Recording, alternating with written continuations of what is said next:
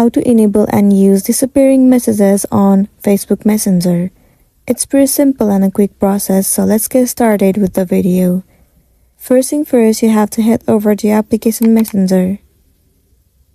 Once you're in this page, simply move into the inbox of the person that you want to enable the disappearing messages.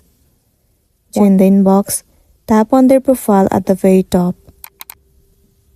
If you scroll down and inside the section of Privacy and Support, you have to click on Disappearing Messages. Tap on Continue.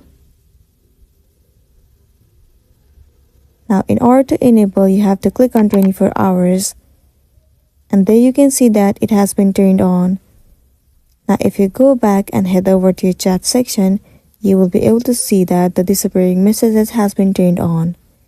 Now you can send any of the text that you want to. Also, if you take the screenshot or screen record, then it will be notified in the chat and it will be notified to the person as well. Now, whatever you talk with this person within 24 hours, after the 24 hours, all the messages will disappear and then you'll be good to go. So that's the end of the video. If this video helped you, give it a like and check out our next tutorial. Thank you.